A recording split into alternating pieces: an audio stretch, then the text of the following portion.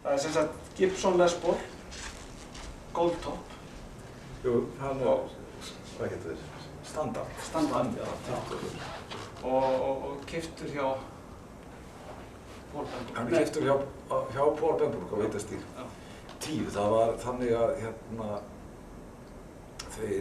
það bárust fréttir af því til Íslands með skipunum að það væri verið að framleiða, byrjað að framleiða, það var held í hausti 68 sem ég lesi í Melody Maker að það var að framleiða aftur Les Paul af því að þeir höfðu eiginlega dottið dalað í vinsældum á sínum tíma því að þeir þóttu aldrei vel heppnaðir sko, uppalega seldust lítið og seldust fyrir lítið síðan þannig að svona ungir blúsarar sko, Clapton og hinn og þess vegna nældu sér í svona gítara sko, þeir voru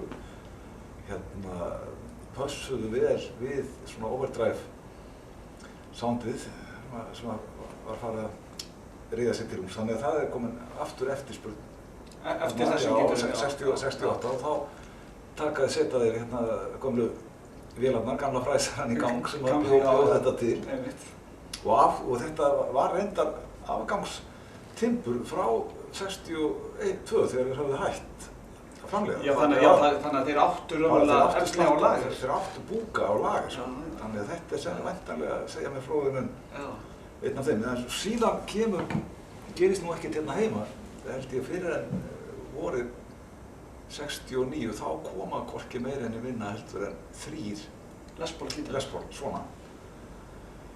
Allir bara á einu bretti og gott ef að kom ekki einn svartur sem að heitir það er dýravíktíma. Það var dýravíktíma? Eins og Tryggvi, já. Það var, sko þessi eru standard og hitt voru Custom? Custom, já, hitt voru Custom, aðeins dýravík. Já, talsvert dýravík, sko. Veistu, ég veit ekki hvað þeir kostuðu, sko. Nei, í hverju það lág? Já, það var bara meira flottara, það var flottara innleið, það var meira svona perlumóður og það voru humbucking pick-up, sko. Og íbenholt í hálsina og einhverjir fleiri fítusar. Og þessi, sko, ég man það að þetta var svo lítill bransi, maður man alveg hver keypti, sko, Ómar Óskarsson keypti þann þriðja, einn af þeim. Hann tók öfur einn? Nei, ég keypti hann síðasta, sko, hann seldist ekki fyrir með þetta Dúkadisk og þeir voru konur með þetta Sissi gítarleikari. Sissi úr Kópavoginum. Úr Kópavoginum, var í Sú. Hann keypti einn og byrjaði strax að nota einhverja símvirkja tækni til þess að endurvefja pick-upin, þau voru allir orðin út borð og skrýting, gott ef hann reyndi ekki breyta þeim í humbucking sjálfur. Og síðan var sá þriðji þarna, maður var með nefið klessið út í gluggan lengi á svona, þriðji var til sölu bara alveg fram á haustmánuði, þetta reyfiðast nú bara upp fyrir mig nýlega, ég held ég við keypti hann í desember, af því að mamma gamla hélt til Haga samning og hann til seldur hinn 15. dag desember mánaða 1969, gekk sá síðasti út. Það kostaði 42.700 við undirskrift samnings þessa 5.000 krónur. 5.000 krónur út? Já, það eru 50 krónur á nýjar, þetta eru gamla krónur. Hann kostaði sem 427 krónur, þannig að móðirinn hefur farið með þér? Nei, mamma, ég var bara svo ungur árum að mamma þurfti að skrifa á Íslandi. Ég fór ekki sjálfur bara með þetta heim. Já, fékkst undirskriftir. Og hún þurfti að skrifa hvern einasta víxil. Og svo þetta borgað febrúar, mars, og alveg fram til 5. apríl 1971 síðasta afborgunin. Já, hún sér það. Og síðan var náttúrulega mörgum af þessum víxlum, sko, þeir voru framlengdir. Þeim var framlengt, sko. Hér er næst við að 5. maí og júní og júlí, þannig að ég var eitthvað fram. Þetta voru 2 ára prósess að vinna fyrir þessu. Prósess, sko, að borga þetta rándýrt. Var þessi gítar þá í glugganum? Var hann Hann var til sýnis, Já, hann var sem sagt ekki bak við eða neitt allavega svoleiðis. af og til. Það var þeir, já, einhvern tímann hefur hann. Já. verið En, glugganum, og varstu búinn að fara þá fjölmargar ferðir Já, og, já, og, hérna, já, já, og þetta prófa var- og svona? Já, þetta var alveg Já, þetta drauma gítarinn, sko. Það var...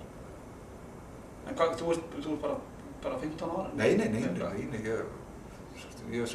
var orðinn 17. Þú ert 17 ára, og byrjar að spila, sem sagt í einhverjum Ég byrjaði að spila í Einhverjum hljómsveitinni Litla Matjurstagarður litla matur, já, akkurat.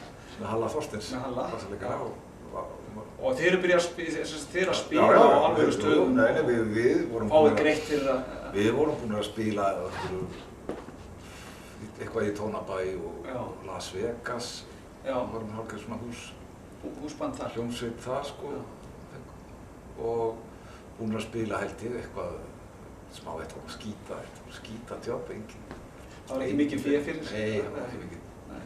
En er þetta fyrsta hljómsveitin sem þú ert í? Já. Það er alveg, þú bara...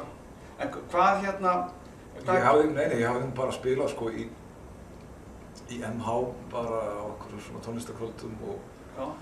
þetta er fyrsta sko hljómsveitin sem spilaði sko utan Utan svona... æfingaplássin sko. Já, verduðu... Og svo hafði ég spilað í ég hafði spilað í Réttó í hljómsveitinni Komplex með Valgeiri Guðjóns og Ágúst Allarsson var það. Já. Líka, það er til að ég ákveða var nýbúin að Þið þrír? Þið þrír saman í bandi?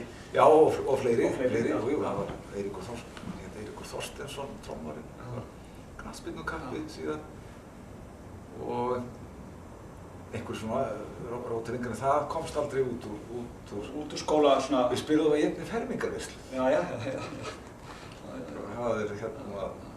Það var verið að minna mig á það, það var verið að senda mér á fésbókinni mynd úr þessar fermingarveislu? Þessar fermingarveislu. Ég skil. Þá hefði ég verið eitthvað 15 ára, sko. Og þeir eldri, Já. Ég voru aðeins eldri, vinnir. Manstu hvað það var, sem sagt, á þessum árum, hvað var það til þess að þú byrjaði að spila á gítar? Var það eitthvað, hvað heitlaði það? Það var bara, ég hafði verið settur sko í píanónám sko þegar ég var 9 eða 10 ára og grenjaði nú að fá að hætta þar móður minni til sárrar fellingar. En það sem að var, ég var nú að velta þessu fyrir mig, ég var sendur, ég fekk að fara svona part í sumartvöl, svona sem leta drengur í Eyrarkot í Kjós, sem er nú bara rétt fyrir utan bæi núna, en var langt á þessum tíma. Það var Rannveig, bóndakona. Hún var þá, það var engin bóndi, bóndinn var farinn, hann var dáinn. Og sonurinn, Þórir Hermannsson, hann var nokkrum árum eldri, hann átti gítar. Og gítarkennslubók, Katrín, og kunni nokkur grip. Og ég mændi á þetta sko, hann bara kunni, komdu og skoðið í kistuna. Já, en þér fannst það náttúrulega alveg magna? Já, algjört æði sko, og dauður langaði að verði flinkur eins og Þórir Hermannsson, en hann er hérna út á Svilki. Það er Reykjavík held ég, veit ekki hvort það hefur,